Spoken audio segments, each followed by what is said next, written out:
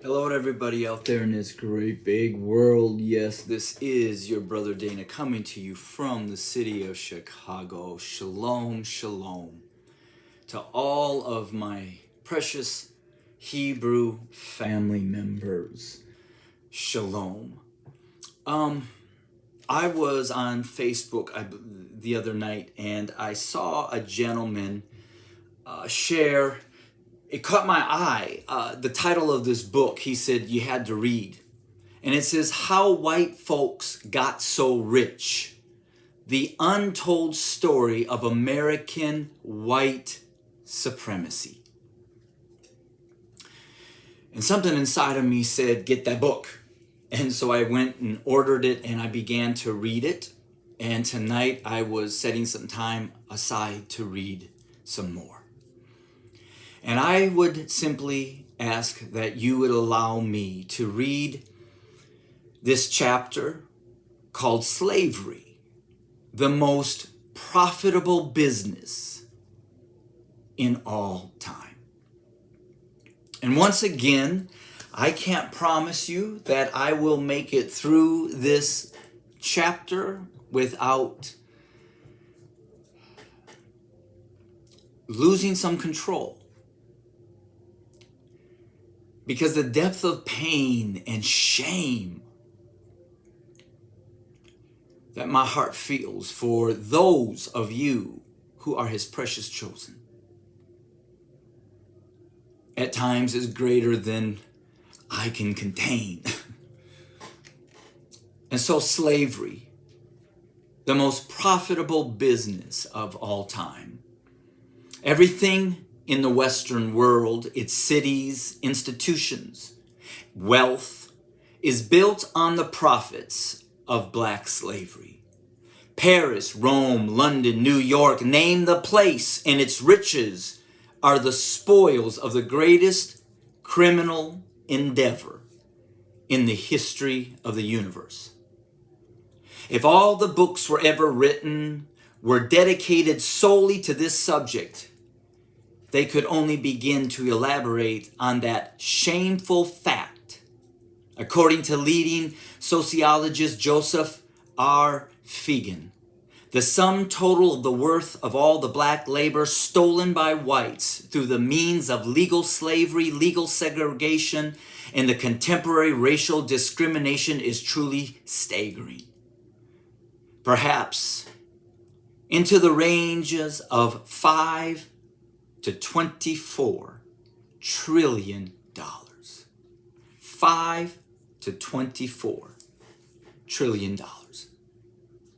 See, blacks were believed to be so essential to white advancement that whites built thousands of ships over hundreds of years, sailed thousands of miles over treacherous oceans, instigated brutal African wars, captured and imprisoned the African people, brought them back thousands of miles to the Americas, exploited their labor and sold them on the open market, enslaving them forever. These Africans were by no means savages, as has been advanced by historians seeking to justify this atrocity. But see, a close reading of the newspaper advertisements placed by American slave traders reveals that blacks were skilled artisans and craftsmen at the highest level. It is easy to find slave sale ads selling engineers and carpenters, cowboys, shipbuilders, mechanics, stonemasons, nurses, blacksmiths, seamstresses, weavers, shoemakers, and bakers. Black slave laborers built America's infrastructure, including its buildings, its roads, bridges, and railways. Black slaves built the president's house and the Capitol in Washington, D.C. Black slaves built the mansions that grace southern plantations. Blacks built America. just as they built the pyramids in Egypt. And they gave civilization to the European. They gave civilization to the European. Whatever might be credited to white labor was nothing less financed by profits from cotton, sugar, and tobacco crops. All of them made possible by the African slave labor. But let us just take the most celebrated American, George Washington, the first president of the United States. At one point in his life, he held on as many as 350 black Africans, 92 of them children. The high ratio of children to adults indicates Washington was a slave breeder, a major industry in his home state of Virginia. What could one do today with that many lifelong unpaid employees? Give me the free labor of one black person for 1 year, I would be a rich man. Give me the free labor of a dozen black people over 1 year, I would be a very rich man. And give me the free labor of millions of black people for 250 years, I would be America.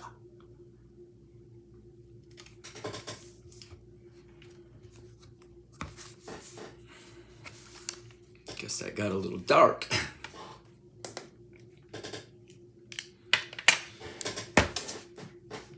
Allergies. Fighting allergies.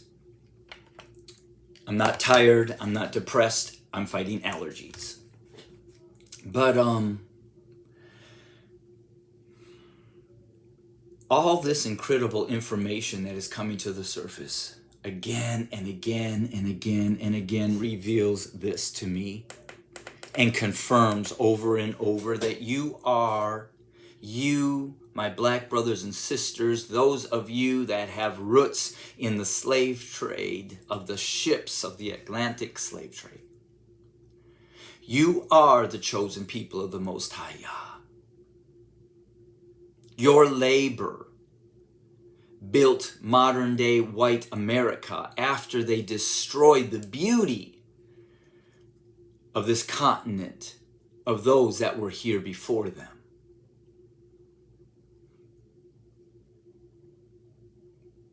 Just reading this book has just deepened my confidence in knowing that you are the true chosen people according to the book in Deuteronomy chapter 28. And it saddens me and it makes me weep.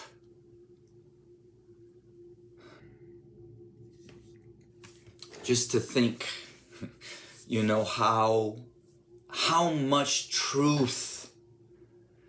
And that is why I will say this, and I will begin to say this even boldly. And some may not like where I'm beginning to go, but I am at a point that we must be open to all the books, because my people have lied to us to degrees that we cannot believe anything they have taught us about any book that has been written.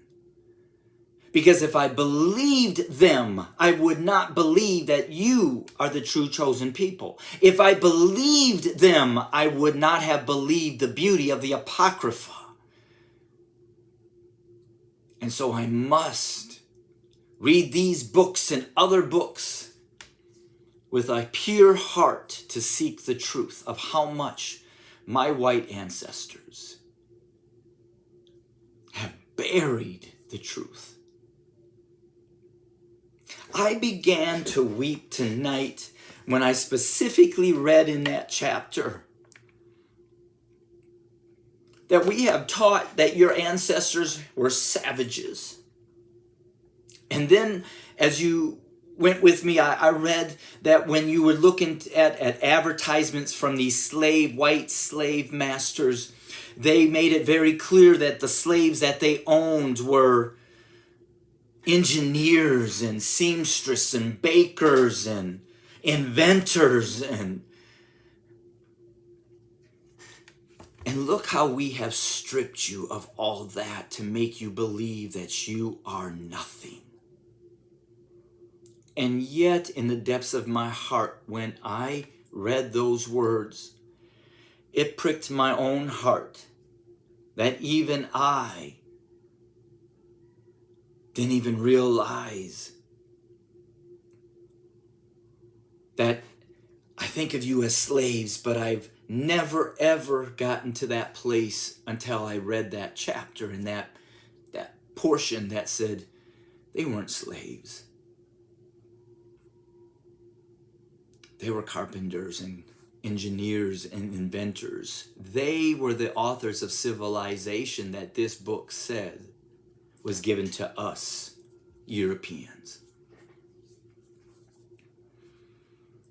That even as I say, that white supremacy in my bones runs so deep that I'm still getting layers removed from me to even some of things that are hidden in me, even though it wouldn't be what you would call a racist type of thought, but it was an ignorant thought to allow me to just stay at, they were brought here as slaves, to not even go deeper to think, no, even beyond that, they weren't just civilized individuals, but they were inventors and carpenters and everything that built this country to where it is. An ignorant slave would not be able to do that. Only slaves with incredible gifts and talents and stamina and a strength to endure that could only be that of the blood of Yeshua HaMashiach. No other man, and even white Christianity teaches how much this Jesus had to endure. There is no white man that I know of that would ever be able to endure what you, my black brothers and sisters, endure today. Because look at my white people. Look at them. They can't put on a mask for 6 months without screaming. They can't even endure the little sufferings they suffer, let alone everything you go through. And then, like my mom and I talked about when we were in Africa, and we looked and we're in some of those slave dungeons. My mom looked at me and we both had tears. And my mom said, Dana, there's no way us white people would survive. And she said, I'm not even going to talk about the heat, because we're from Minnesota and we don't like heat. So she said, just take away the heat. And let's say it was the weather that was comfortable for us in the 70s. No humidity. She choked up and she said, there's no way us white people would ever be able to endure what they endured. And the only way you continue to endure, which is another affirmation and confirmation to who you are, is because you are the true chosen people. And the blood that runs and died for us through Yeshua HaMashiach, that same blood that brought him up, as Christianity said, is in you. And that is why I know you are his true chosen. So I pray that this reading of this chapter was, a blessing to you, and it will be an eye-opener to others that will take the time to listen on both sides. Because the brainwashing on both sides have to come down. Us whites have to be broken of what we've been brainwashed to believe who you are. And in the same sense, you have to be broken of believing those lies that we have spoken to you of who you are. And it doesn't happen overnight. At least it hasn't for me. So to them that have an ear to hear the truth, of the Most High Yah, regardless of where it comes. May they receive it, repent, and repay. Shalom.